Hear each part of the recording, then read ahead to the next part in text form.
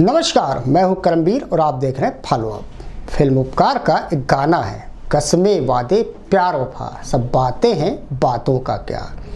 आज का मुद्दा भी इसी गाने के इर्द गिर्द है और बेहद अहम भी हमारे आपके लिए और सरकार के लिए, क्योंकि उत्तर प्रदेश के ऊर्जा मंत्री ए.के. शर्मा ने बीते दिसंबर में हुए विद्युत कर्मचारी संयुक्त संघर्ष समिति उत्तर प्रदेश के साथ एक लिखित समझौता किया, जिससे अब वो पलटी मार गए हैं। इसके चलते संघर्ष समिति के संयोजक शैलेंद्र दुबे ने पूरे प्रदेश में गुरुवार रात 10 बजे से 72 घंटे के सांकेतिक हड़ताल का बिगुल बजा दिया है। यानी सरकार और संगठन आमने सामने आ गए हैं। ऐसे में लाजमी है कि हड़ताल के करंट का झटका आम आदमी से लेकर सरकार तक को जोर का लगने वाला है। पहले आप संघर्ष समिति के संयोजक शैलेंद्र दुबे को सुनिए, जिसमें उन्होंने सरकार से जुड़े लिखित वचनों का जिक्र किया है। फिर इसी मुद्दे पर आते हैं। अब इसका उत्तर तो ऊर्जा मंत्री जी दे पाएंगे, हम नहीं दे पाएंगे इसका उत्तर, क्योंकि हमारे इस समझौते में ऐसी कोई बात नहीं है जो कोई नई बात हो। जैसे एक बात इसमें यह लिखी हुई है कि कंपनी एक्ट के आर्टिकल ऑफ एसोसिएशन के अनुरूप ऊर्जा निगमों के चेयरमैन और एमडी के चयन की प्रक्रिया शीघ्र संपन्न की जाएगी। यह कंपनी एक्ट तो सरकार ने खुद बनाया और कंपनी एक्ट में जो संशोधन हुआ है मई 2017 में, तो वह इसी सरकार के दौरान हुआ है। और जो चयन जो कमेटी करती है वो चीफ सेक्रेटरी की कमेटी है। इसमें संघर्ष समिति तो कहीं है ही नहीं। सरकार की कंपनी है, सरकार का एक्ट है, सरकार का निर्णय है, सरकार की चयन समिति है और उससे मुकर जाना यह तो गलत है। दूसरी जो कुछ और मांगे लिखी हुई है, जैसे लिखा हुआ है कि बिजली कर्मियों को 3 प्रोन्नत पद के समयबद्ध वेतनमान जो पहले मिलते थे वापस ले लिए गए।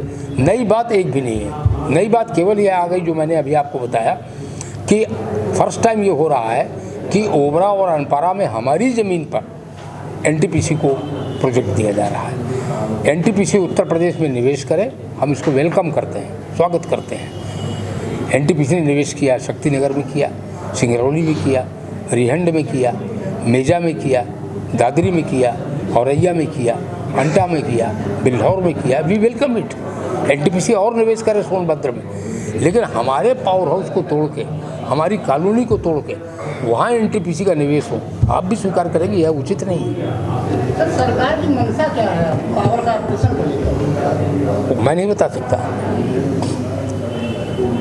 पावर कॉर्पोरेशन की ओर से मैं बता सकता हूँ, बिजली कर्मियों की ओर से हमारी मंशा यह है कि उत्तर प्रदेश को देश के शीर्ष प्रदेशों में बिजली के मामले में हम रखना चाहते हैं।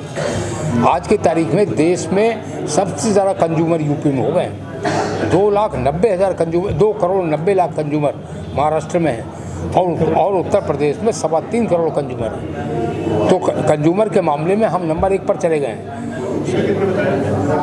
महाराष्ट्र में 2.9 करोड़, यूपी में 3.26।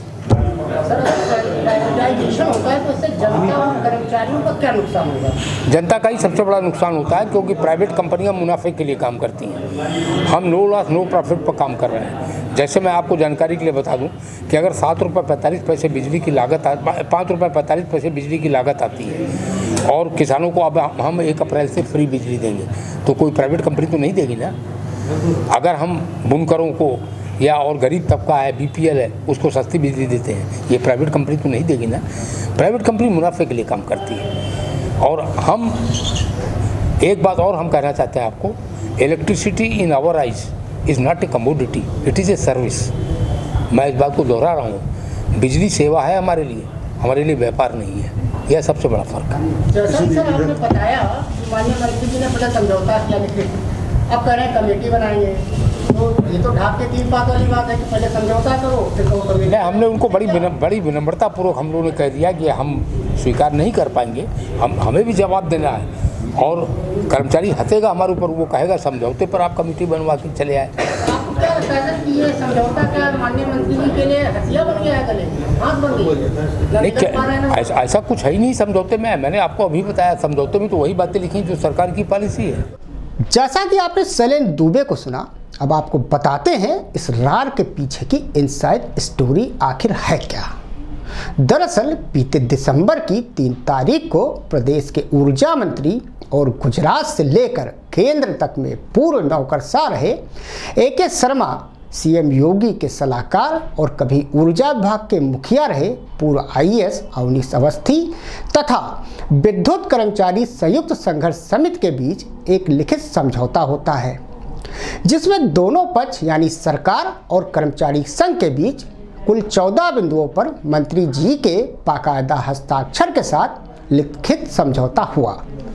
समझौते में कर्मचारी हड़ताल 15 दिन स्थगित करने तथा नियमित मासिक बैठक कर समस्याओं के निराकरण पर आपसी सहमति बनी। बात आई गई हो गई।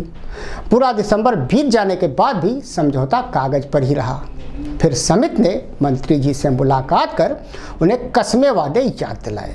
एक बार फिर मंत्री जी ने संघर्ष समिति को आश्वासन का लालीपाप थमाया।